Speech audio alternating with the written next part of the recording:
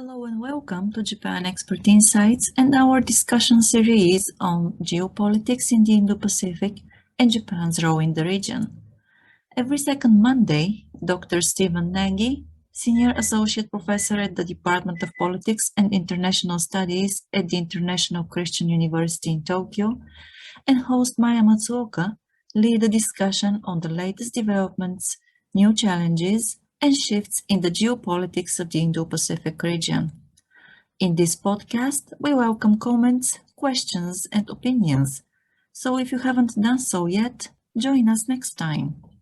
In the meantime, you can find us at japanexpertinsights.com and our YouTube channel, where we upload all the episodes on Japanese politics, business insights, and Japan's role in the Indo-Pacific region.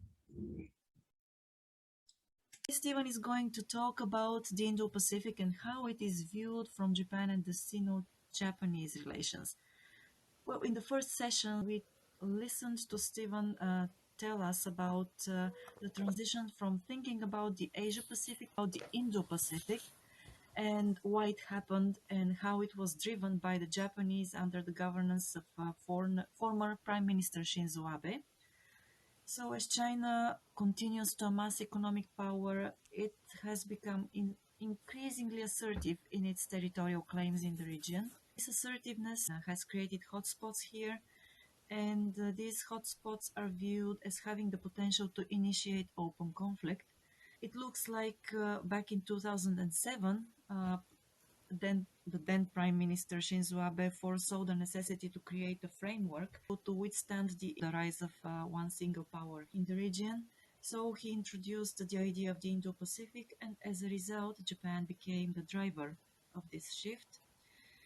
And of course, at present, the development of the idea of the Indo-Pacific, of the concept, looks like an action designed to counter the economic and military rise of China. So it is interesting to hear what Stephen has to tell us today about, well, how the Indo-Pacific is viewed from the perspective of Japan and the Sino-Chinese relations. So Stephen, the floor is yours. All right. Thanks very much, Maya, and really happy to be here. And I see lots of friends I see online, so that's really great. And I do hope you'll just jump in at any time. So I think, this room's topic is the Indo-Pacific and Japan's role in the Indo-Pacific. And I think it's really critical for us to kind of put this Indo-Pacific idea in the context of how Japan is thinking about Sino-Japanese relations. And I think most of us know that, in the 70s and 80s, in particular the 80s, was often called the golden period of Sino-Japanese relations, and that trade was really strong. There was lots of investment in China, and that the political leaders within the LDP and the CCP looked to each other, and they were very pragmatic in their orientation. And they used a concept called Seikei Bunri, or the division of politics and economics, hot economics and cold politics, to kind of ensure that the relationship continued to develop. And as a result, we saw the Japanese economy boom. Japanese businesses create a production network in China through the investment of ODA and the delivery of FDI, foreign direct investment. And the Chinese benefited immensely with Japanese building manufacturing platforms, infrastructure to contribute to, I think, the development of China as we see today. This relationship was really built during the Cold War, when Japan and China were on the same page of the book in terms of pushing back against the Soviet Union. But with the collapse of the Soviet Union, what we saw is that common purpose eroded, and that governments in Tokyo and Beijing and also Seoul started to look to the region and look past the Cold War unity and start to look towards the challenges that existed in the relationship. So in the context of Japan and China, the specter of Senkaku Islands came up, concerns about Yasukuni Shrine, concerns about how Japan was, some elements of Japan were talking about history. These became a more important part of how the bilateral relationships were emerging. I would add that Japan, working with the United States and the UK, you know, to push back against the Soviet Union also, I think, raised concerns in Beijing of what is the potential for Japan to reemerge as not only an economic superpower or great power within the region, but its implications for working with the United States and the UK and other players in terms of pushing back against China. So I think that this context is really important for us to kind of understand how the Cold War, end of the Cold War, led to a rise in tensions in China and between Japan and China. And we saw this emerge, or we saw pragmatism try to continue to be the basis for the relationship after the Tiananmen Square massacre in 1989. All the G7 countries and many advanced countries decided to put a trade embargo on China. And the country that first re-engaged with China was Japan. And the view in Tokyo was that the best way to help socialize China into the international system was through engagement. This view was I think, on retrospect, probably not the wisest move.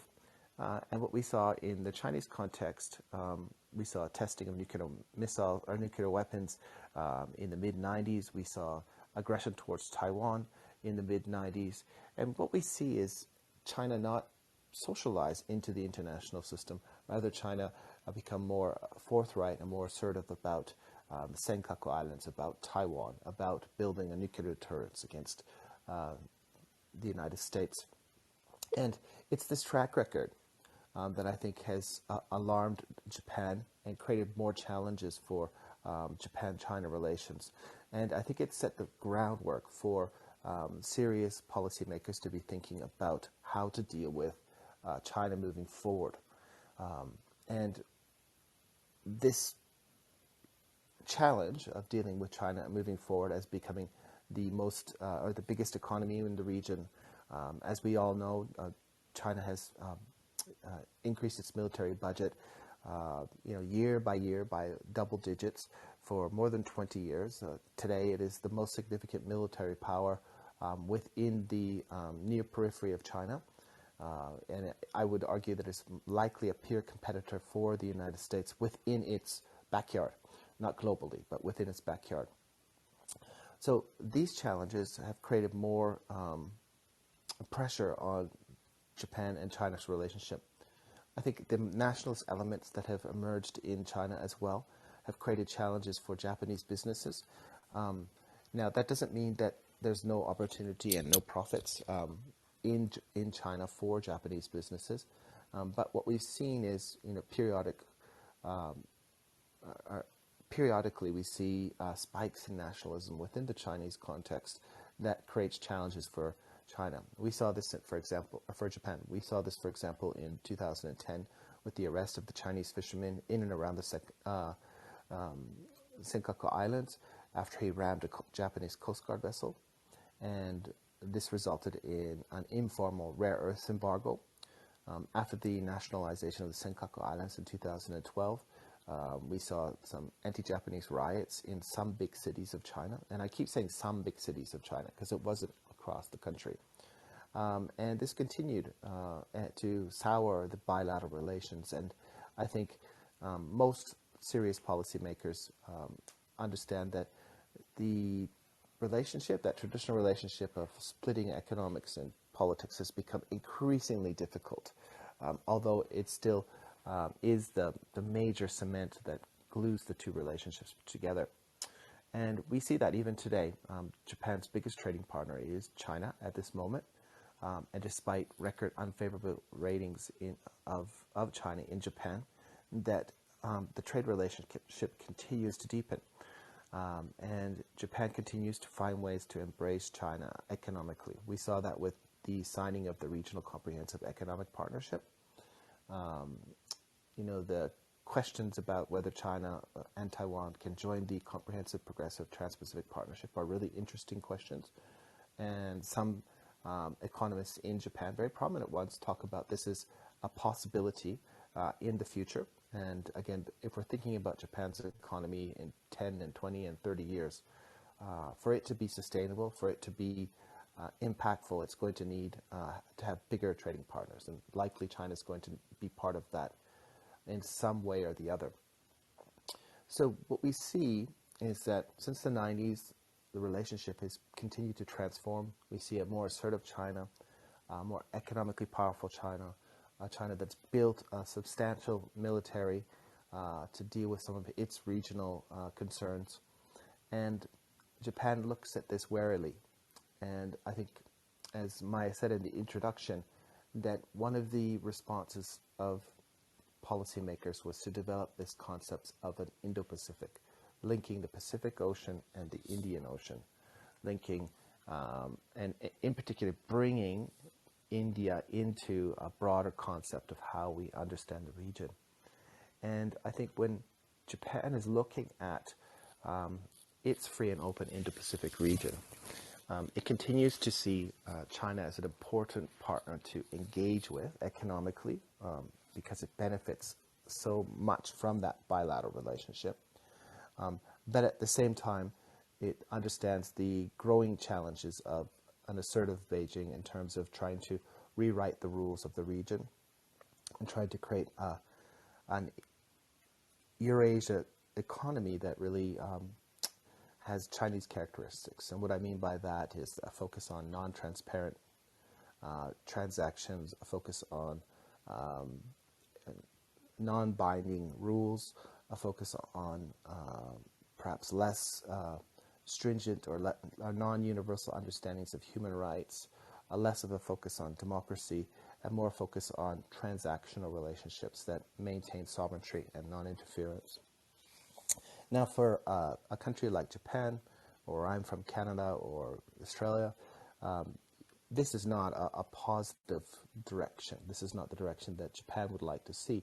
Japan's benefited from the post-World War II order in which transparency, rule of law, international institutions were the primary mechanism in which trade flourished, in which Japan flourished, in which peace and stability was largely secured for more than 70 years. And from Japan's perspective, and I would argue from many countries' perspective, the initiatives of China are very much go against that. So what we've seen is Japan look to the what we call rural states of the Indo-Pacific and say to itself that we need to help build institutions within the region. We need to help ensure that a rules-based order, so law, rule of law, is the primary means of adjudicating any kind of disagreement, but also trade agreement and other forms of agreements with partners. And as a result, we see Japan focus on this idea of developing a free and open Indo-Pacific. And what it means in concrete terms is promoting rules-based trade. And we've seen that through various free trade agreements, such as the TPP-11 or Regional Comprehensive Economic Partnership. We've seen this through promoting infrastructure connectivity, either by itself or with the United States and Australia in terms of funding, or in terms of working with the EU, in terms of the Japan-EU infrastructure and connectivity agreement or initiative. And most recently, we've seen India and Australia and Japan invest in something called Resilient Supply Chain Initiative. So again, to try and create, not to decouple from China, but to create alternative production networks closer to consumer markets that can be protected from geopolitical issues, but not only geopolitical issues, but also black swan events like the COVID-19 pandemic, or natural disaster. And I think that's really important for us to consider, is that Japan's not saying, let's get out of China. They're saying, well, we need to find and build insurance policies to ensure that we can continue to produce the goods that we sell globally. And we should always remember Japan is a manufacturing superpower. And it needs stable supply chains, it needs stable production networks. And this is why it's investing in regional resilient supply chain initiatives in South Asia and Southeast Asia. So I think that this kind of paints the picture where Japan is engaging with China through trade, trying to encourage it to move in a positive direction. At the same time, it's working with Southeast Asia and South Asia, European countries and North America and other countries to build a critical economic mass and institutional mass to pull China in a more positive direction. And you've probably noticed I don't say containment, and the simple reason is that I think Tokyo views containing China as not practical, not in its interests, and not feasible. It understands that the best way to shape China over a long period of time is to create a critical mass of opportunity, but also strong institutions that pull China in a different direction. And this is how I think we can understand Japan's approach to the free and open Indo-Pacific. I think at the same time it helps us understand how China is thinking, or Japan is thinking about its strategy of engaging China as much as it can, while at the same time, hedging its bets, doubling down on the U.S. alliance, building new strategic partnerships, as we've seen with Australia, engaging in new partnerships such as the Quadrilateral Security Dialogue, and being a supporter of new initiatives such as the AUKUS agreement. So I think that this paints a picture of what we can see. I just want to add that I think we're in the midst of the political season again in Tokyo, in Japan, and we've seen Prime Minister Kishida talk about his initiatives and a stronger stance vis-a-vis China. And I think that he was initially seen as a dove on China. I don't think there's any doves, in particular in the LDP, on China, even Mr. Nikai-san. But there's growing realization that the China that Japan used to deal with in the 1980s and the 1990s is a substantially different China in terms of character, in terms of its ambition, in terms of its assertive behavior, and this requires a very, very different approach. And Japan's approach, whether it is under Kishida or the former Prime Minister or Prime Minister Shinzo Abe, really is doubling down on this free and open Indo-Pacific vision concept. It's the alliance and working with like-minded countries to create a critical mass that does pull China in a different direction. I think Kishida, when he's re-elected after October 31st, will continue with the former Prime Minister's views of the free and open Indo-Pacific vision, and this will continue to evolve as China's behavior evolves. So that's about 20 minutes of intro. I don't want to talk more than that because I'd really love to bring in people to have dialogue and share their views on these issues. Well, it is clear that Japan is basically trying to react through economic initiatives, as you said, and creating rule structure and institutions that will pull the country into a different direction. But at the same time, it's interesting to see how China seems that the Chinese Communist Party loves to show off its military power. And also, one more thing. In one of our previous sessions, Stephen, you mentioned that there is a trend of militarization in the region. So I just wonder how things will play out at the end, because of course we cannot predict what will happen a year from now. But still, what's your view on this? So the first comment was you said the Chinese government likes to show off its military power. I think that this is true, but I think that we should always separate who is the target of this kind of these military parades or showing power. And what we consistently, I think the evidence consistently says is that maybe 30% or 25% or even less is targeted at Japan or Taiwan or the United States. But most of it's directed at the domestic audience to try and demonstrate that China has risen, that China is powerful, that China will not be bullied again, that China has this power to resist foreign aggression again. And we saw that with the July 1st celebrations commemorative events for the 100th anniversary of the Communist Party, in that the technologies and the speeches that Xi Jinping gave were really directed at the domestic audience to say, we will not have another 100 years of humiliation. The Communist Party of China has been the party that has protected ordinary Chinese, helped China develop, and will defend China moving forward. So I think that's an important distinction for us to be thinking about. We do see crazy stuff, for example, in and around the anniversary, there was a video let loose about a nuclear attack on Japan. But this is not, I think, the mainstream thinking within the party.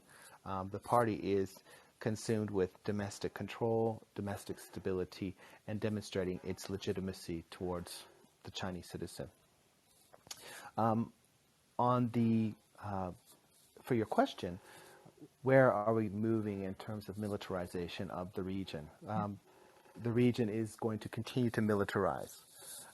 And what that means is that countries within this region, including Japan, including Korea, including Taiwan and Southeast Asian countries, will continue to acquire different military systems or self-defense systems to defend their interests in their respective regions. So Japan is acquiring maritime awareness, maritime domain awareness technologies. They're developing the electromagnetic spectrum. They're developing what we call over-the-horizon technologies so that they can see what's beyond the horizon. These kinds of investments are really, and cybersecurity, they're meant to deal with what they view as the biggest challenges emerging out of China, where Southeast Asian countries are acquiring submarine technologies and maritime domain awareness technologies so that they can monitor what China is doing in the South China Sea and protect their interests. So at this stage, we're going to see continued militarization. I think the hotspots that we should probably be worried about or thinking about is in the Taiwan Straits. There's growing pressure, I think, on Xi Jinping to push forward on unification within his lifetime. And this is a challenge because I think that the political actors can maintain stability and send signals, but we do often have nationalist officers on ships, and this could create a challenge or could create an accidental conflict, and this could spiral into a broader conflict. And I think that Taiwan and the Taiwan Straits represents probably the most sensitive spot for any kind of a crisis emerging within the region. I think in the East China Sea with Japan and China over the Senkaku Islands, that the treaty between the United States and Japan is a strong enough deterrent against China that China would not prosecute that because it would unleash a whole series of forces against China that would not be positive. In the South China Sea, here, I think that it's not in China's interest to push too hard against Southeast Asian countries because it would push them to welcome the United States or have stronger relationships with the United States. So South China Sea and East China Sea, I think, are areas we should watch, areas we should be cautious about. But I think it's the Taiwan Straits that represent the biggest potential for conflict. Right. Hope for peace and prepare for war. We've got one guest, Chao Ting. I hope that I don't mispronounce your name. Good evening to you, or good night. Thank you for having me. I'm a Chinese. I live in Germany. I'm very interested in Indo-Pacific strategy of different great powers. I think Indo-Pacific strategy is a very popular geopolitical concept today. Everyone is talking about Indo-Pacific strategy. The U.S. has published its Indo-Pacific free and open Indo-Pacific strategy in 2019 by the Department of Defense. And Japan has also an Indo-Pacific strategy. From my point of view, Japan's Indo-Pacific strategy is actually the predecessor of the U.S.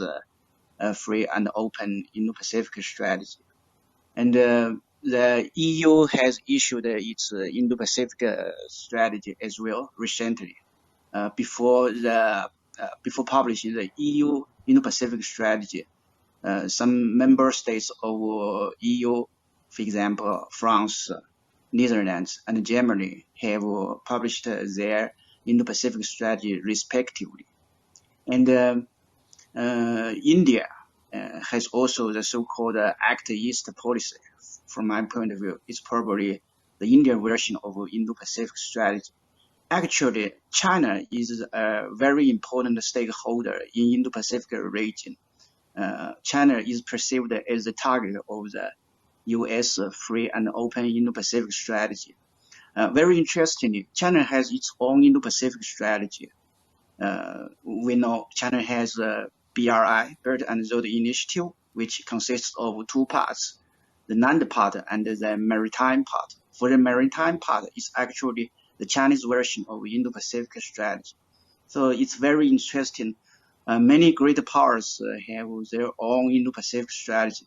But I want to say something about the historical origin of the Indo-Pacific strategy. I think Japan is an active promoter of Indo-Pacific strategy. Prime Minister Abe has invented the Indo-Pacific strategy in 2007. Okay, now it's making progress. I think Japan is really a very important stakeholder of Indo-Pacific region. Actually, it's not new for Japan. During World War II, Japan has a so-called Great East Asia Co-Prosperity Sphere. If you compare the Greater East Asia Co-Prosperity Sphere with today's Indo-Pacific strategy of Japan, you will find some similarities from geopolitical perspective. The geographic coverage is actually very similar.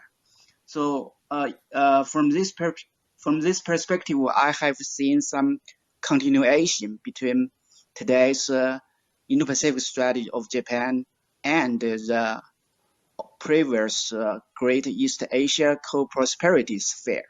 This is really interesting. I think the great powers such as US, Japan, India, and China, all of them are playing the modern geopolitical great game in Indo-Pacific region. But today's situation is much different than 70 years ago.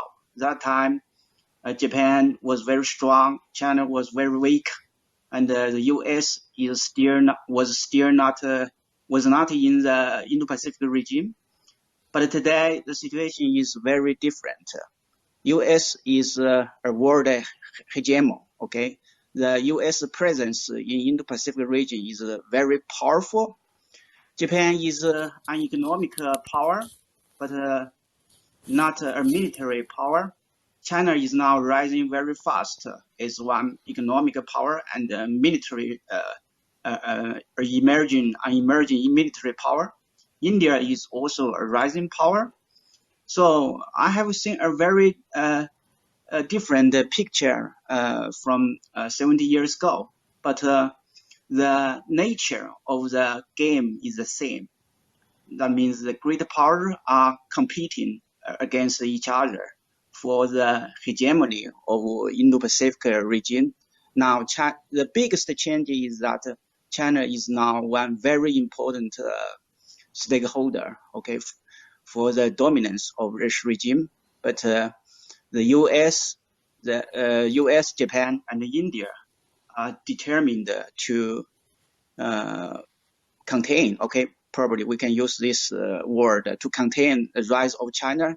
Of course, US, Japan, and India will not use the word of containment.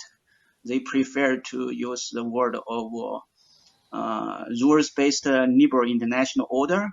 And it seems that China is trying to replace the rules-based liberal international order. It's okay. It's just a narrative. Okay, every country has its own narrative. The U.S. has its narrative. Okay, free and open Indo-Pacific strategy, and okay, freedom of navigation. Okay, China has its own narrative. India is the same. So for me, it's not very important. What is more important is that the great power are still playing older geopolitical game. So they are trying to pursue power. They are trying to pursue their own national interests. This is nothing wrong, but nobody is not okay. Nobody has more justice. So for me, it's not about the conflict of different values. The nature is still a geopolitical competition. Thank you. Thank you very much, Xiao Ting. I think that you raised some really important points and some points that I just want to clarify. So I think your view about great power politics, I think that that's pretty broadly shared in terms of how many countries are thinking about the region, and that China is one great power. I think that the United States is the other great power. Depending on your school of thought, you may think Japan and India are in the same league as the United States and China. My view is I think that they are still middle powers, and they don't have the overall comprehensive power of both the United States and China. So I think that this is your assessment is clear, and I think it's widely shared. But I would, just make a contrast, because I think that we often confuse the Soviet Union and the U.S. Competition or conflict during the Cold War for what's happening today between China and the United States. And I think this is fundamentally a poor comparison because, of course, we have huge trade relations with China. United States and China, I think, have $5 billion of trade, or $500 billion of trade a year, which is incredible to think about. Japan's biggest trading partner is China. Southeast Asian countries' biggest trading partner is China. South Korea, Australia, many countries' biggest trading partner is China. And that means that containment strategy is just not feasible. How do you contain a country that you're trading so much with? And the same goes with China. How do you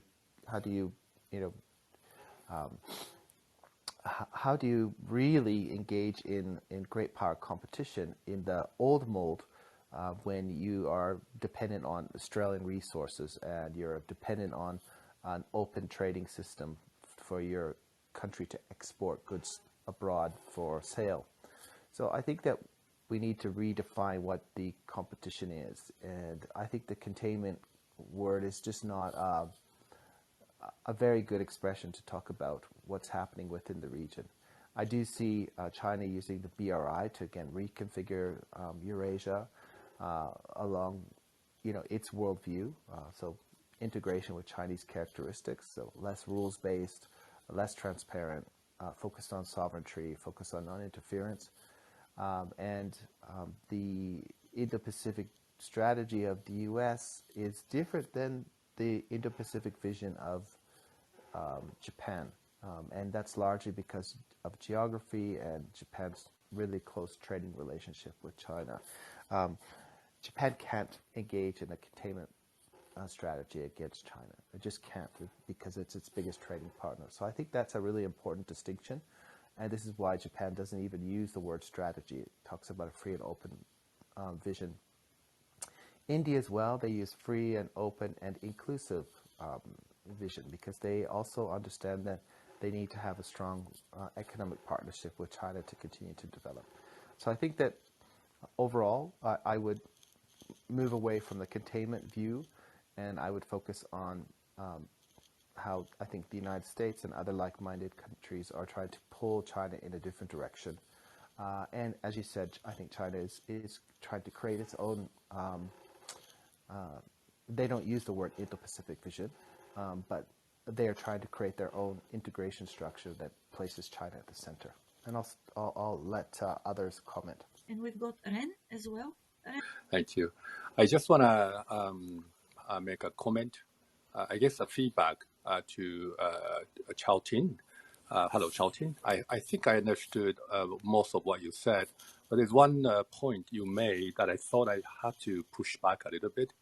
I think you made an analogy of the free and open Indo-Pacific and its similarity to the, I think it was called a Greater East Asia Prosperity Sphere. In Japanese, we call it Daitowa Kyoeiken. And I think you said you challenged us to look into the history and told us that we are going to see a lot of similarities. But I think the similarity is very little because as you know, I'm sure you know well, that the Greater East Asia Prosperity Sphere was Japan's strategy to colonize most, if not all, of the Asian countries under Japan's control and pushed out all the Western countries out of the region, which is completely different from what US, Japan, and India, and Australia, I think, we are all trying to do to maintain the free and open Indo-Pacific. I think the comparison could not be more different. So that's the feedback I want to give. And I have a question to Stefan about your profession or your should I say industry or your society, including the journalism in general. I have noticed that scholars such as you and also news media have been talking about China being more assertive than ever. And my question is, what is the difference between assertive and aggressive? Because what China has been doing to, let's say, Taiwan, they sent hundreds of airplanes. If this is a smaller country, let's say this is Philippines doing this, I think a lot of countries are going to say this is an aggression. Even Russia, if they did this, it's going to be called aggression to Ukraine, for example. But am I missing something that there must be? Everything happens for a reason, right? There must be a reason that the scholars and the media that I'm not aware of that think calling this kind of act by the Chinese Communist Party an assertive action as opposed to aggressive action have merit. And that's why you guys are using the term assertion instead of aggressiveness. So if you could share with us some of the thoughts that I have been missing, and I would appreciate that. Thanks very much, Ren. And first, let me say that I think your comment about the Great Eastern Co-Prosperity Sphere was spot on. Japan's initial efforts to colonize the region was not about creating a common set of rules. It wasn't about transparency. It was about creating an empire. And I think that is not what the free and open Indo-Pacific vision or strategy is at all. And I don't think that's I don't think that's what the BRI is either. So I think that the co-prosperity sphere is a very it's not a good analogy for the current geopolitical models that are being promoted by China, and then the free and open Indo-Pacific being promoted by other countries.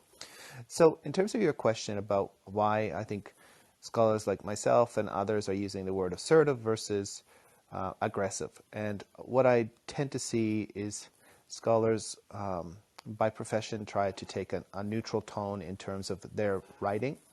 And, assertive suggests, a certain proactivity in terms of behavior versus aggressive as taking a position on one country's behavior. So for me, it's a somewhat nuanced and less,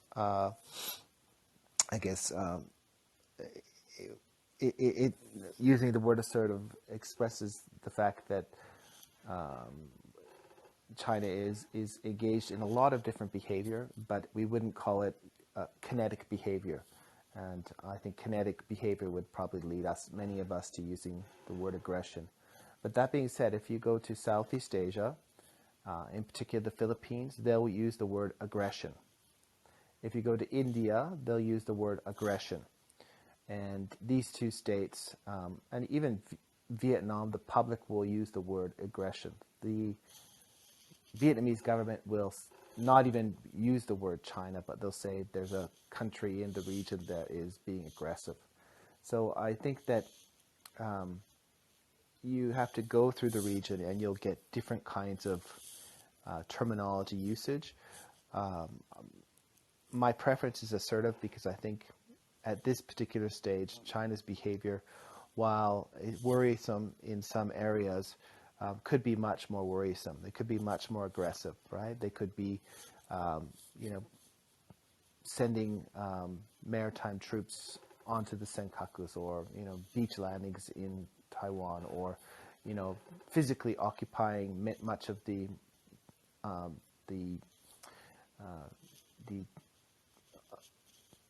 terrestrial formations in the South China Sea with military troops and arming them.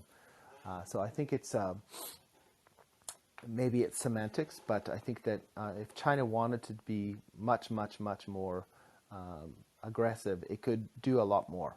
I think for them, it's that they're asserting their position without using military force yet, although they are using gray zone operations and other operations to pressure other stakeholders in the region. What are your views? What is the difference between assertive and aggressive? I think if you are sending not just the fighter jets, but also the bombers, the real, I was not sure if they actually carry the bombs or that was empty planes, but hundreds of planes flying into Japan's sea would be considered aggression. But for some reason, to Taiwan, it's not called aggression. I think it's a little bit of a overly humble way to describe the situation. That's my view. So I think it should be called aggression. Like I said, I think if Russia was doing this, we would call aggression for sure. So I think there's a very interesting tune, should I say, or mood that you need to keep China's calm. It's almost like a street fight. You want to keep the fight, calm down the situation, and that's the feeling I was having. But I didn't know the Philippines were using the word aggression already, so that's interesting to me, and thank you for that. But I do want to, if I may, Maya, on that topic, I just want to pick just one more thing with Stefan. If I'm not trying to give Stefan a hard time, but just about the media situation, because I think media could be very, very powerful. You could occupy Taiwan with the media by not shooting or even firing a missile if you can change Taiwan's people's mind, right? So media is that important. So with that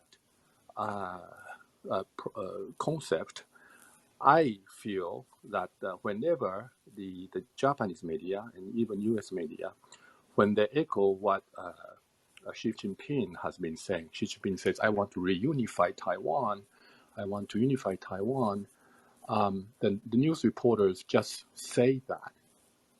I think the right way, as a professional journalism, what they should have been saying is, Xi Jinping says, I want to reunify Taiwan, and then the newspaper should say, however, US and Japan have not recognized Taiwan as part of China, only acknowledged China's desire to call Taiwan as part of China.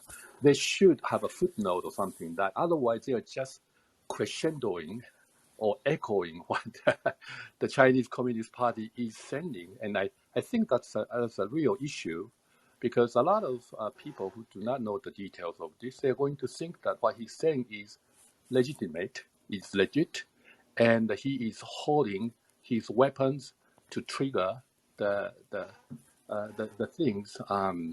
But the fact is that he's been telling the lies, 100 lies will become truth kind of approach. So I think the professional journalism and scholars such as you, I hope we can always add a footnote and say, he said this, but the truth is not that, to really counter the balance. Otherwise, I think we're going to be all echoing his propaganda. That's my view. I don't know about what you think, but just want to share my view. So there's a lot to unpackage in that kind of comment, Ren. And first, I think that the media within the Chinese context and media within the regional context and media in the global context is somewhat different. I think, of course, we know in the Chinese context, it's highly curated news that goes through propaganda filters, and the messages are very much in line with what the party views as the message is trying to send out. Within the region, I think that there's different kinds of news sources. So in the Japanese context, we have Sankei Shimbun, the Sankei newspaper, and the Tokyo Shimbun, and everything in between. And all of these will have different views on comments of Xi Jinping on Taiwan, right? So Sankei would be very aggressive and I think point out all the problems with that, and then other more left-leaning papers may not be so particular about it. So I think that's really important, the distinction in the media continuum. But I do agree, I think that journalists have a responsibility to be very fact-based. But the challenge is that I don't know how many, for example, China specialists are journalists in the Japanese context. So do they look at the 1992 Shanghai Communique and do they read the Chinese version, or do they read the Japanese version, or do they read the English version? Because as you mentioned, the 1972 Shanghai Communique says that the United States acknowledges China's position. It doesn't mean it agrees with China's position, right?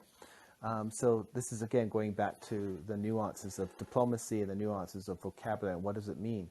But the Chinese version says basically that the United States accepts the one China policy. And this is very, very, very challenging. The ambiguity has allowed China and the United States to move forward, and many countries move forward on the relationships.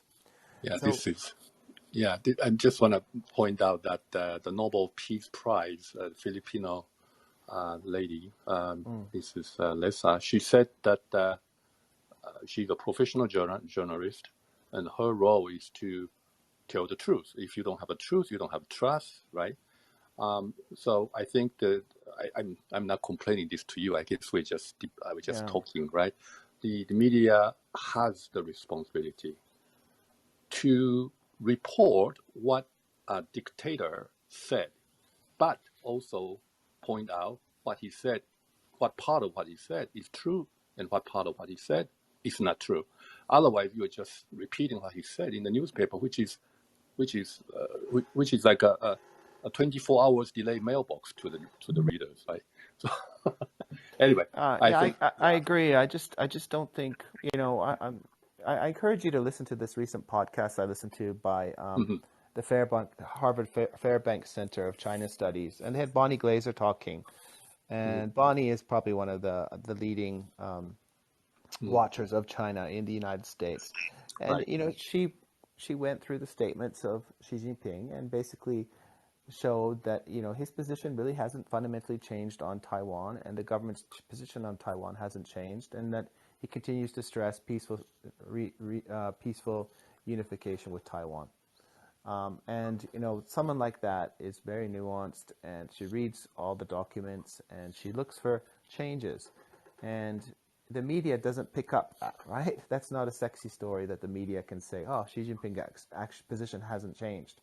They only pick and choose sound bites that I think sound better than they actually are. So I think that's a really important thing for us to be thinking about. But I do agree that the journalists and scholars both, and anybody that's speaking on these issues in a public forum like now, that we have a responsibility to always clarify the facts and say, this is what was said, this was the context, and this is inconsistent with this.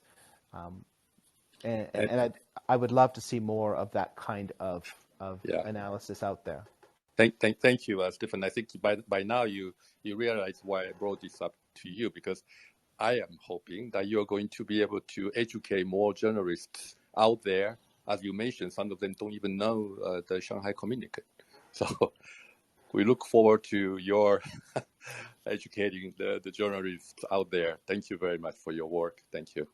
Thank you. We can always learn from everybody, and these kinds of forums and exchanging views is really important, and that's why I want to continue to have these kinds of dialogues. Indeed. Xiaoting, you mentioned you wanted to respond. Yes, yes. Okay, thank you. Thank you. Okay, before I speak, I want to make it very clear. I'm Chinese, but individual researcher. Okay, my opinion is completely independent from Chinese government. Sometimes I dislike their policy.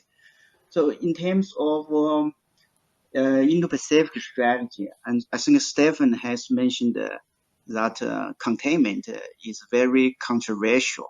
I do agree. Containment is probably not a suitable word for the U.S. strategy toward China. So let's don't use containment. So you have mentioned the strong economic connection between China and other countries, U.S., Japan, India. China is the biggest trading partner of these countries. They have very strong economic relationships. It's true, but I have to remind us that the economic connection between British Empire and German Empire before World War was very strong as well. But these strong economic and trading partners have not prevented the emergence of World War I. So I don't think economy is the most important factor to determine the relationship between great powers. The British German economic relation is just one typical example. Today, China has very strong economic connection with many countries, especially U.S., Japan, and India. In my opinion, it's just a product of the engagement policy of the U.S. toward China. Over the past decades, the U.S. government has pursued the so-called engagement policy with China because they want to integrate China into the international system created by the U.S. and dominated by the Western countries. So they have the expectation that China will become more liberal. But now they have realized that this engagement policy has failed. And now the U.S. is trying to pursue a strategy of competition with China. According to Secretary of State Blinken, this competition is the most serious geopolitical challenge of the U.S. in 21st century. And China and the U.S. will have one intensive geopolitical competition. So this is a big change. This change will have a very serious consequence. Probably the economic connection will be affected as well. Some people are talking about decoupling. Yeah, from my point of view, decoupling is not realistic, but this means the economic relationship between China and the U.S. will change as well. So we have to acknowledge this big change. This is a comment about the economic relationship between China and the U.S.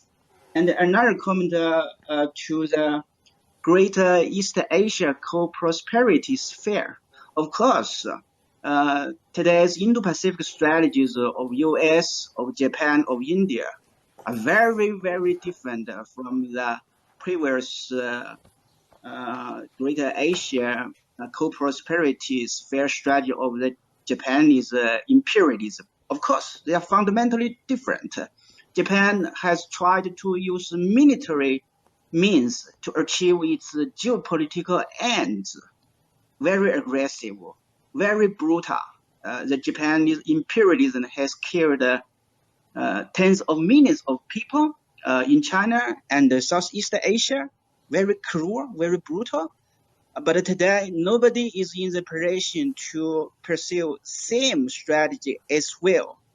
I don't think China is trying to launch a war against the U.S. or Japan, and the U.S. has no intention either to use the military force to stop the rise of China. No, I don't think the U.S. has such intention.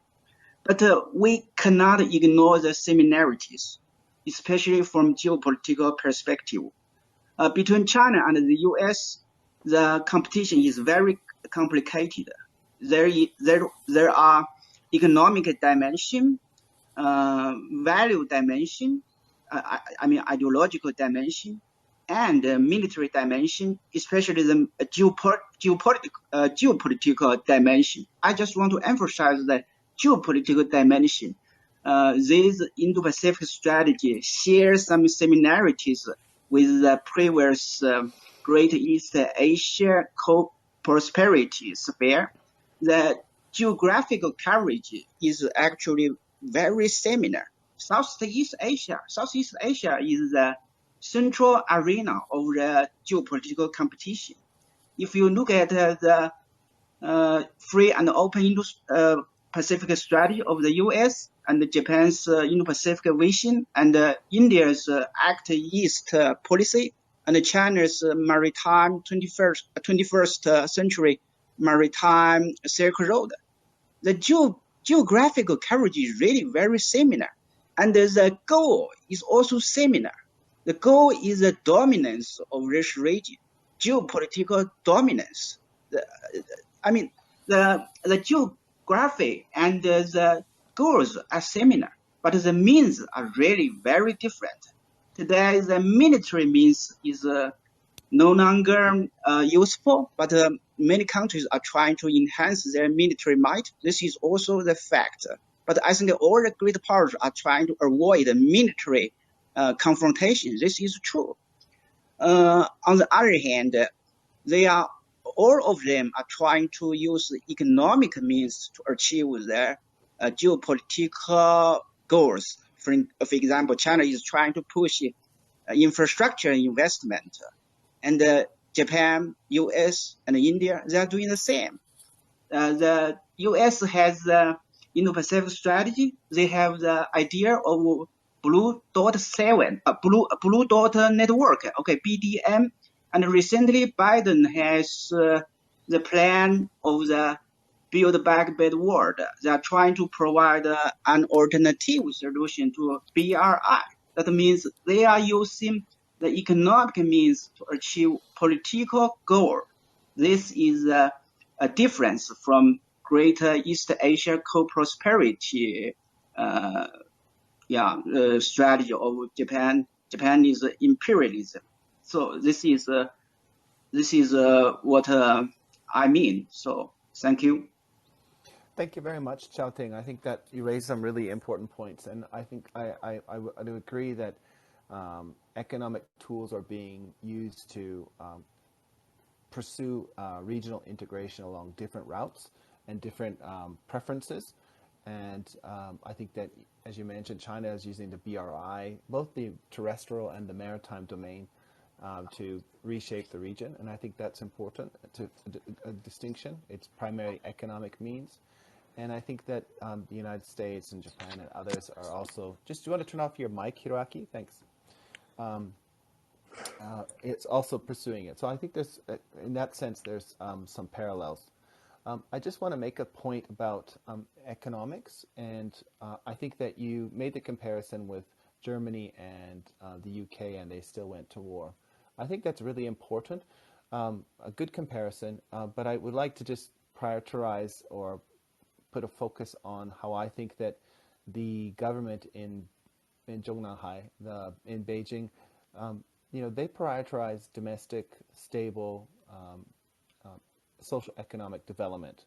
And I can't tell you how well you know this, but for our other audience members, how important this is for the Chinese government is that everything that they do is about prioritizing stable social economic development, and that they will not risk that, because they understand that any serious social economic instability could lead to political instability, and in the past, political or social instability led to political instability and usually a change in governance. So I think that it's really critical for us to understand that the Chinese government's calculus when it's engaging in the region is always about maintaining that stable social economic growth.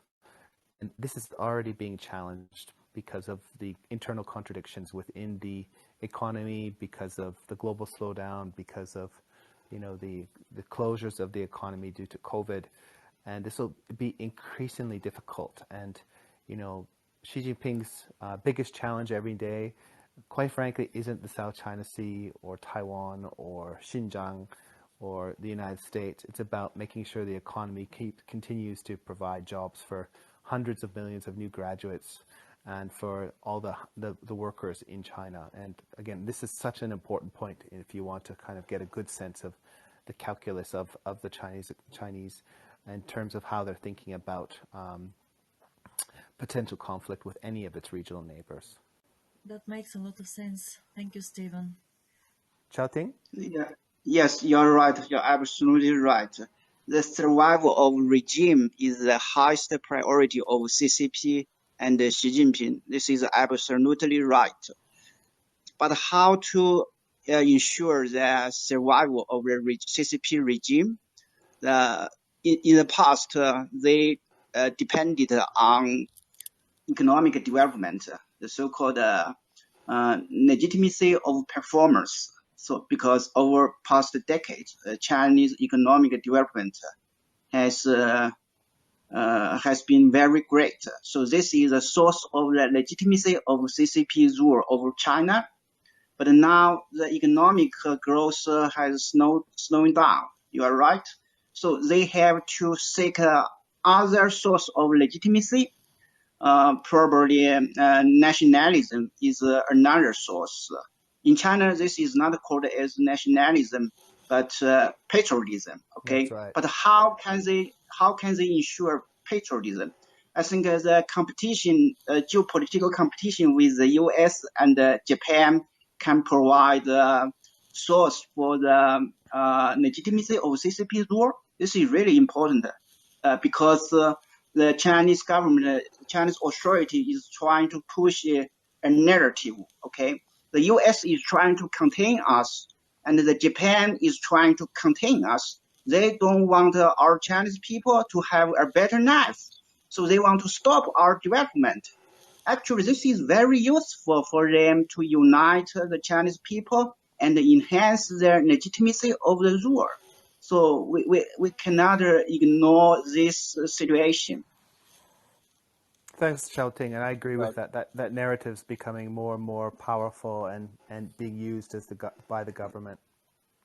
I think, Stephen, if I may, I just want to say, as a U.S. citizen and also a U.S. Businessman, all we want is a freedom of navigating through the Taiwan Strait, also the Indo-Pacific Oceans, without worrying about an aggressive country claiming that the oceans are theirs. And I think the Japanese businessmen and Japanese citizens feel the same. The oceans are free. I don't think anybody wants one country to change the status quo. And if one country has to do that or wish to do that aggressively, unfortunately, the U.S. military will have to show up to stop that aggression. But that's not an aggression from the U.S. side. It's more like keeping the peace. So that's the difference. I don't think the containment is what we are trying to do. We're just trying to keep the ocean as safe as what we have been doing in the past. Yeah, Ren, I would agree. I think always a useful place to start any kind of dialogue is putting yourself in the shoes of your counterpart. And I think that if you were a Chinese and you saw all the American bases in the region, and you had the Chinese past that the imperial powers came in and cut up your parts of your country like a watermelon. That's the expression. And then you see some of the hypocrisy by the United States. The United States basically told the European powers, stay out of the of our sphere of influence, which included the Caribbean and the Gulf of Mexico. And from that perspective, it's a useful starting point to begin the discussion of why the Chinese are pursuing the path that they are today. I don't agree with it, but I think it's an important starting point for us to build dialogue to find a way to deal with this solution. I think that's a very important point. I agree with you, and I think it comes down to who triggered the shots first. I think, for example, the Okinawa, the U.S. has a huge force there, but I don't think the U.S. force in Okinawa attacked anybody. It's more for a defensive purpose for Japan, right? So I hate to say this, but the defensive action may come very near in the near future. I hope that will not happen, but there's a reason why the U.S. force is stationed in Japan, right? But I don't think they pull the trigger first ever until now. I agree. And I don't think they will. I don't think they will in the future either. I agree, but it's. I think it's always useful to try and put yourself in the shoes of your counterparts to why they are thinking how they do. There's some great books. One is called Haunted by Chaos. I really recommend, and another one is The Long Game. These are both really good books to get a better sense of how the Chinese view their security and their regime stability, and I think they're really, really useful. Okay, thanks. You're welcome. Well, thank you. And we still have, Eleanor. I hope that you're still there. Can you hear me? Yes, I can. Thank you all for such an enriching conversation. Good morning from Washington. It's a great way to start out the week. Speaking of the business community and the durability of commercial ties between Japan and China, I'd be interested to hear more about the business communities. I guess, is there still quite a bit of, tension between, or I guess diversions between the Japanese business community and the more like Japanese strategic or intelligence community, kind of like the way there is in the US? One thing that I've read, at least from the US side, is the US-China Business Council member survey. Of course, for the past 4 years, including this year, US-China relations are the top challenge facing business members who are with investments in China. Yet 40% do plan on increasing their investments in China. Another interesting statistic that I read was that 45% of companies with a business presence in China say they feel pressure to make statements about political issues in regards to China. And I'm kind of wondering if there are similar trend lines in facing Japanese businesses. Thank you so much. Thanks, Eleanor. So I think I'll start this. I think Japanese businesses have engaged with China for, I think longer than most other countries. So they have a general sense of some of the challenges there. I think that there's some cultural similarities and affections that allow them to negotiate the more challenging aspects of bilateral relations. I do think that Japanese engagement with China at the local level has been quite positive, and we see local leaders in China welcoming Japanese businesses, even during the height of anti-Japanese sentiment, where we saw provincial leaders in China basically say, you stay here in our province and we'll give you tax-free status for 2 years. So there's this really strong economic relationship between the two. Japanese businesses and the Keidanren, the Japanese Business Federation, are very supportive of engagement with China, and we see them every opportunity to go to China. And the last one was in 2018, where Prime Minister Abe and led a group of, I can't remember how many, hundreds of business leaders, and they came away with billions of dollars of deals. So there's a strong sense that China is a critical part of Japan's economic future moving forward. but there is a gap between strategic thinkers, those that focus purely on the military side or the self-defense side, have a thinking that I think goes against the business federation's views.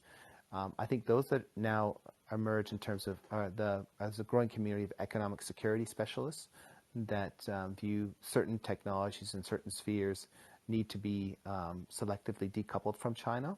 And this goes to the point of Chao-Ting, right? Decoupling is not possible, but selective decoupling in certain areas is probably an area that will occur. And here we see more aligned business federation and security specialists or economic security specialists, that certain areas probably need to be aligned. And I think the semiconductor industry is probably the best example of that. Because so many semiconductors go into our phones, into our planes, into our the signature industries of Japan, such as the automobile industry. That there's a concern that these could be used as pressure points for on Japan if there's increased deterioration between bilateral relations. So I think that the Japanese experience echoes AmCham's, American Chamber of Commerce's experience in China, the Canadian Chambers of Commerce experience in China, and many others, is that they want to be part of the market, but they would like some of the changes in China that have occurred under the current leader to be removed. So things like the national intelligence law that requires businesses to give up their data on demand, the localization of data. Of course, they would like more intellectual property rights protection.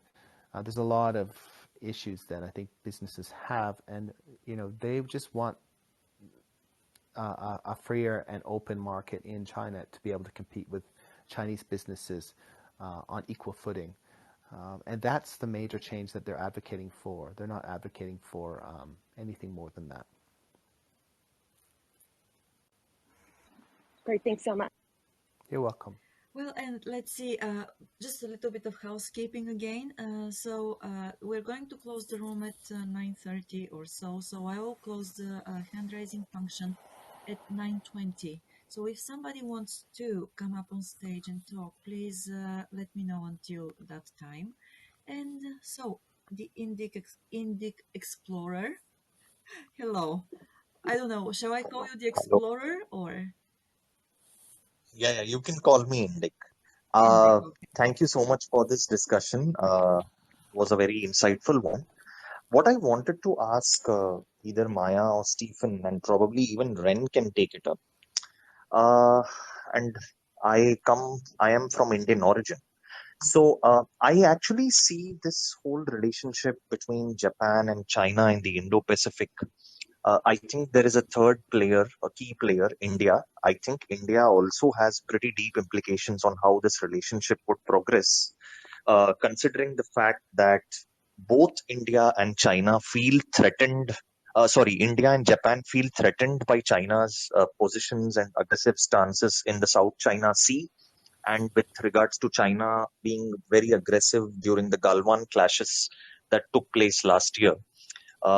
So what possibility exists of there existing some synergy or some kind of a transnational alliance between India, Japan, in a way that at least they can be a counterweight?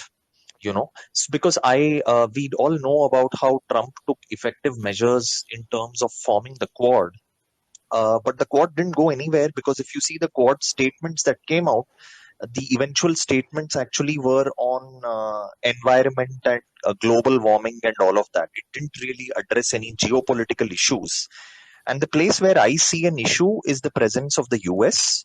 So I believe a Quad minus the US, with India, Japan, and maybe Australia and a few other Asia Pacific countries, should actually be formed, at least from the point of view both of not just hard power but also soft power, in the sense that India and Japan share like historical trade relations as well as cultural relations through the concept of Buddhism and Hinduism and the intermingling that took place between the two countries.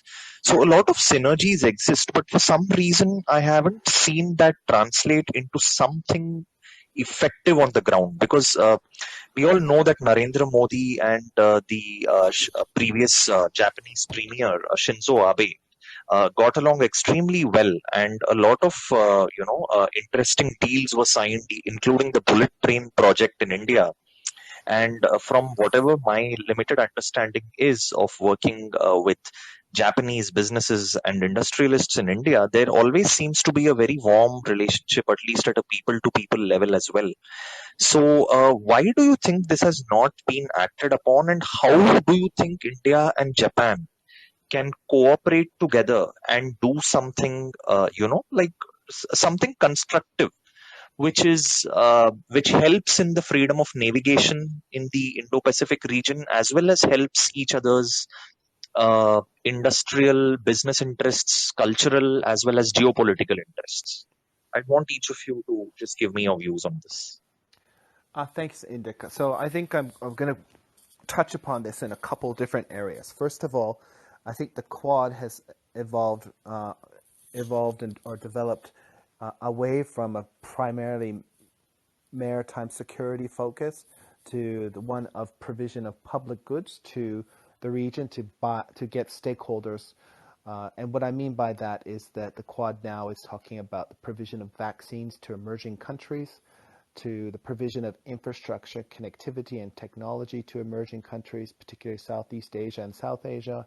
And I think that this is the direction of the Quad, and it will enable India and Australia and Japan and the United States to work much more effectively. But I think the key aspect of that is it desecuritarizes the Quad so that Southeast Asian countries and other countries that are very, very, very hesitant about a securitarized environment can support the Quad's activities within the region. I think the Quad has already evolved in terms of what we call Quad Plus activities, and I've written about this, and there's some writing that you can just search up Quad Plus, where different countries plug in their activities, and I see this as an area moving forward, in particular the provision of public goods. In terms of Japan-India relations, Japan is the biggest destination for Japanese overseas direct development assistance is India. FDI as well, it continues to increase because Japan would like to help India's economy develop. It would like to use it as an alternative production network for China. It doesn't mean decouple from China, but to create another production network in India, because as you mentioned, there's many positive political, cultural, and diplomatic links between the two. What I hear often from Japanese friends is that they say the Indians are great, but the infrastructure is terrible, individualism is really, really strong, and there's problems with corruption that make it difficult for dealing with really helping India develop. And I think they also comment on the kind of power division in China that makes the provinces in China, the states in China, more powerful than the central government, which creates real challenges in terms of developing shared economic policy. Where in the Chinese context, the central government decides and it happens.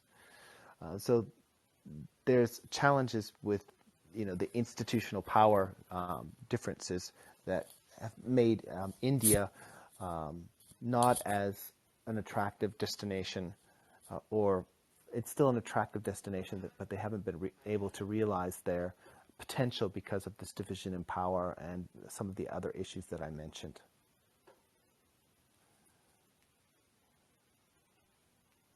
Also, just on the point that I made on the Indo-Pacific geopolitical alliance, like a Pacific version of NATO, or something like that, with India and China minus the US. I think it's a non-starter. I think that an Asian NATO is a non-starter. And the reason why I say that is that I don't see any stakeholders that would like to buy into that concept. You know, Vietnam has the four no's to forming alliances or security partnerships. China's only partnership within the whole region is North Korea, and that relationship isn't the best. India still is a strong preference for non-aligned movement and not forming or not tilting towards forming an alliance. So I don't know where the security commitment for an Asian NATO would come from. And an Asian NATO, frankly, minus the United States, or I just don't see this as a viability, because Korea, Japan, the Philippines have formal alliance structures with the United States. Singapore has, unofficial alliance structure. Thailand has an unofficial alliance structure. Of course, there's the Taiwanese Protection Act with Taiwan. Australia, where does Australia fit into this situation? I just can't imagine China being okay with that, considering that all these countries have such strong relations with the United States. Well, Indik, I hope this answers your question. Well, if you allow me, then Hiroaki, hello. Are you still there? Yeah, I'm there. Right. Hiroaki? Yes. Yes, thank you. Thank you very much. Very interesting discussion is going on then. Yeah. May I speak or what? Yes, go Just ahead. I late to come a bit. So, yeah, consider the dialogue is important in enhancing peace and security, stability actually, peace and stability in the region actually. So I'm wondering whether it's something like a conference or a dialogue forum is desirable to formulate constructive discussion, especially what kind of cooperative security or risk reduction measure could be possible between US and China, also allies, especially NATO or Quad or possibly ASEAN or other regional stakeholders, including Taiwan as well. If it is very highly appreciated if you and excellent panelists, if have something idea, so what kind of topic could be possibly we will discuss in such a conference in Indo-Pacific. Thank you, Hiroaki. I think you attended the YCAP seminar on Taiwan this week as well, right? Yes. Yes, I remember you. Thank you very much. So actually, I brought that up because, I had some Chinese friends from mainland attend the Taiwan panel that we had with Professor Toguchi and Russell Xiao and Katie Chen from the Taiwan Foundation for Democracy. And we exchanged some messages afterwards. And what was really interesting is they said to me that we can't have these nuanced discussions in mainland China now about the Indo-Pacific, about different ways to diffuse things, or talking about different potentialities about Taiwan or the region in general. So if we're going to have a dialogue, and we must have dialogue with China, right? We must bring our friends from China into these dialogues. But if they're not able to have these discussions or frank discussions or nuanced discussions within China, how do we include them? So the current political environment in mainland China is not conducive to a diversity of thinking on various issues. So the question is, how do we do this? And do we create closed door sessions? Do we create open forums? Do we focus on diplomatic engagement, or do we have track 1.5 dialogue where we bring scholars in that can talk about these issues? These are really big questions, but I think if we want to move forward on a lot of the problematic issues in the Indo-Pacific, then we need to hear the voices of our mainland colleagues. And I keep hearing over and over that there's no political space now to have nuanced discussions outside the government's position. So I think the first step is to find opportunities to have those nuanced discussions outside government positions and then build on that over time. But I'd love to hear the view of others. Chao Ting, do you have anything to share there? Not really. I think now the political atmosphere in China is now very tightly controlled. Yeah. If you are discussing some political issues with Chinese experts and scholars, it could be very sensible for them. So it's really a challenge. But Yeah. I mean, outside China, there are a lot of Chinese experts. So they are relatively independent from the influence of Chinese authority. Probably they are an alternative source of insights from mainland China. Yeah, I agree with you. So I think, Hiroaki, your question is incredibly important, and we need to bring in those experts that can bring insight from China. But at this stage, it's, again, the political environment in China is very tight right now. And because of COVID, we have no movement of scholars like myself that would normally go and talk to people and bring out interpretations from the country. So it's a bit of a black box right now, which I think is somewhat dangerous because we can't move forward and build some shared understandings and ways to communicate about important issues in the region. Yeah. Stefan, Yeah. are you implying that in the past you had been able to do that? Yes. Yeah. Yeah. So, that's one of the why I think that scholars should be able to travel freely to countries because, we walk on the streets, we talk to our colleagues, we have dinner, and, a lot of things are said off the record that gives us much more insight into what's happening in the region, the diversity of thinking, what is actually happening because you see things on the ground, right? You're in Taiwan right now. You see what's in Taiwan. I'm Yeah. in Canada this month, so I see what's happening in Canada. And Chao Ting's in Germany, right? So he sees what's happening in Germany. But if we're not walking in the streets and we're not talking to our colleagues, the question is, how accurate is our view of what's happening in that country, right? But the point is, even if you are in China, you are not able to receive the information that you once were able to. That sounds like that was the problem. Did I hear you right? Or So my Chinese colleagues they're always creative in how they can share their views about what's happening in the country. But again, if you've engaged over a long period of time, you've built some trusted partnerships. That the people will share their views in a very private setting, and but not in a public setting. So this right now we're really moving into a bad place because again we don't have the dialogue that we used to have. Nagi-san, may Go I? ahead. Thank you. So I'm wondering, was there not possible to hold such virtual meeting as well?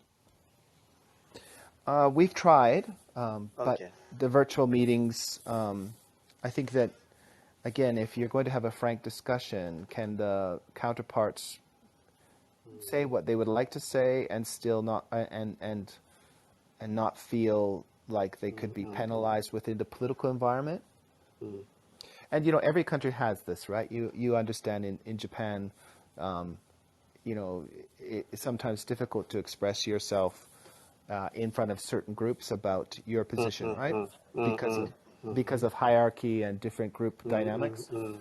But right now the centralization of control in China and Xi Jinping's push towards a more leftist view of domestic policy and trying to shape the narrative about what's happening to China suggests that it's very difficult to have Understand. views that are very different from what has been endorsed by the party. True. I understand that. I'm wondering whether, I mean, in China, I should say whether Chinese or politicians or scholars are, I mean, thinking or having such kind of or creative or cooperative security reduction or cooperative measures for, how could I say, paving the way for enhancing the peace and stability in the Indo-Pacific, where also whether Chinese as are aware of escalating the situation or not, or possibly something like how they think of these possible undesirable scenarios occur, for example, like actual military exchange in hot spots. So then whether really they are having such a mind, like whether we can really want to suppress to occur such a scenario, I mean, negative scenario actually, or just this kind of trend actually exists in China or not. This kind of information is really lack in the discussion, especially in Japan or maybe all over the world. I'm not sure China themselves, I mean, how should I say, refrain from talking this kind of debate or unfortunately suppress or somehow like Negi-san said, maybe political pressure or these kinds of things. I would like to know from Chinese, I mean, counterpart, politicians or scholars. I mean, maybe possibly like a more free and open discussion forum. Maybe desirable, but I hope like talking about like arms control measures, like how could we reducing the such kind of risks, like from the emerging military technology, HGV or intermediate ballistic missiles, or of course military security situation or gray zone situation or something like that. So I think that there's regular cycles in terms of how governments discuss issues. So what we see is, of course, the former administration in the United States took a very tough line on China, and I think they said things that were quite racist, and they attacked the party itself, and I think this created some reactionary forces in China that it consolidated the view that the United States would like to remove the regime in China, and that they're incompatible ideologically, where I think the Biden administration has it takes time to move away from that position and create the political space where they can I don't want to say reset, but they can move the bilateral relations and bilateral discussions back to a position of dialogue. And I think this is already happening. So we had Jake Sullivan meet Yang Jie in Switzerland last week or 2 weeks ago, and they had 6 hours of substantial discussion. And I think we're going to continue to see these kinds of opportunities evolve, where they can find areas of discussion. But there's also areas where I think there's no discussion possible. And this requires signaling on both sides. So, I think a really good example of this is the United States has not fundamentally changed the one China policy position. And they call it double assurance, where they assure the Taiwanese that we're going to be there if there's a forced reunification, but at the same time reassure the Chinese government that the U.S. position hasn't shifted and they're not supporting independence. It's a delicate and diplomatic path, but I think that conferences are important, but governments need to send signals back and forth that their positions are changing or not changing. So there's a lot of different complexity to how the governments are trying to communicate to each other. And this will continue to occur between the two countries, at least up until, I think, the year before the U.S. election. And then, I don't know, I think that Mr. Biden will probably have to take another hard line against the Chinese, which will probably be not good for communication between the two states until he's either reelected or a new president comes into power. Thank you. You're welcome. Maya, I know you're running out of time, but there's an important quick question I'd like to ask Stefan, if I'm allowed to.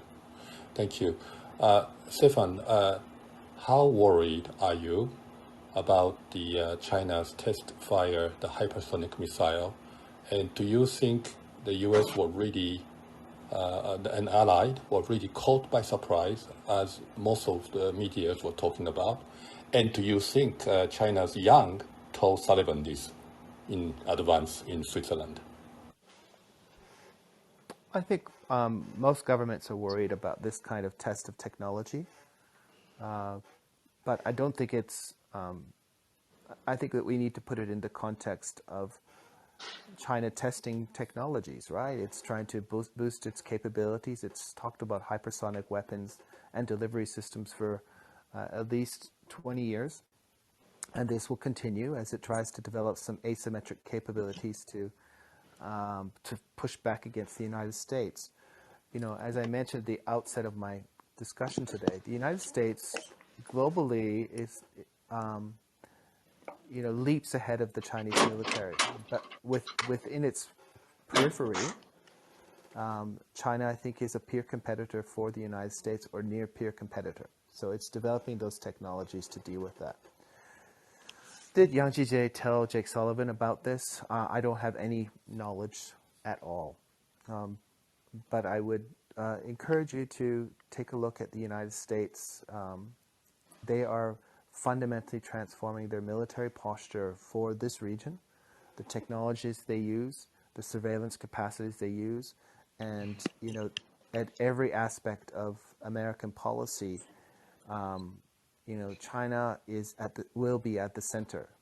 And I think the parallel is 9/11. After 9/11, the United States completely transformed all its institutions to put anti-terrorism at the center of how they think about security, economy, trade, banking, finance. And I think that the United States is doing that right now, fundamentally putting China at the core of how its industries, how its ministries work. And everything will be planned with that in mind, and that includes military technology. And it will be a formidable force, and it'll be interesting to see how things move forward. Thank you. You're welcome. Negi and others, so I should say goodbye. Actually, that I have to have another appointment. Before leaving, I'd like to propose a kind of perhaps creative idea that is rebuilding the lost INF treaty in the Indo-Pacific, cover, European and Indo-Pacific region, of course, especially which includes China. Because intermediate ballistic missile is of course, the issue like that, in the U.S. actually previous Trump administration actually quit the INF treaty because of China. But China is, of course, developing HGV technologies nowadays. Then, as you said, like China tested, but that's technological feasibility, usability are still in question. So I think rebuilding the INF treaty between U.S. and China could be, I believe, could be a good starter. for enhancing strategic stability and, of course, enhancing peace and stability in the Indo-Pacific region, especially in the context of the Taiwan crisis as well. Intermediate ballistic missile is aimed at targeting aircraft carriers from That's China, right. of course, Japan. I mean, that is the context. That's why I'm proposing holding the international conference in the Yokosuka, where like U.S. 7th Fleet locate, and also I should emphasize the importance of the nuclear powered aircraft carrier Ronald Reagan. Actually, Ronald Reagan is the name of this former president is reminding us like very good spirit in the Cold War, like nuclear war cannot be won. That's why should not be done, right? Should not be fought. Sorry. So that kind of spirit could be, shared like between, US and China. Then hopefully, like rebuilding the INF treaty could be a good starter in this regard. So, of course, some people I am aware of that. Many people have a serious doubt on having the arms control measures in such a volatile relationship between US and China, especially in the very competitive military. Competitive like arms race chase, but I think the intermediate ballistic missile, limitation of deployment or development or utilization could be good for, not only in the Pacific and also the world as well. Of course, Iran, the DPR case, try to have kind of intermediate ballistic missile as well.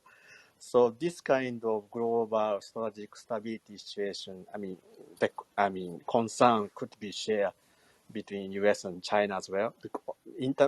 Controlling intermediate ballistic missiles, especially dual capable intermediate ballistic missiles, such a threat, could be shared as not only the bilateral, issue between US and China, or also like global issues of military non-proliferation of advanced, military proliferation. So I think if I believe these things could be, good start. But I hope if you have some comment on that, I highly appreciate.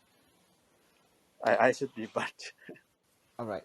Thank you, Hiroaki. yeah, I think that international or intermediate missile treaty is really important.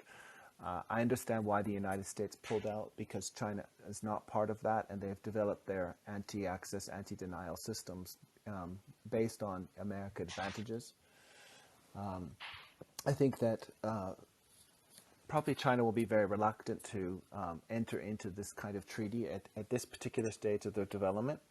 But that being said, there might be a place for middle powers such as Japan or Canada and Australia to come and sponsor a dialogue that brings China and the United States together to discuss these issues and why it's important for an intermediate missile defense treaty to be enforced to bring peace and stability to the region. So I think it's an important initiative. The question is what are the incentives that different parties can bring to the table to ensure that the United States and China, and remember Russia is doing this as well, is willing to move forward on some kind of treaty. Thank you, Stephen. This was Japan Expert Insights on geopolitics in the Indo-Pacific and Japan's role in the region. Thank you for coming and staying with us today. We will be on air in 2 weeks on Monday at 8:30 p.m. Japan time again, so join us.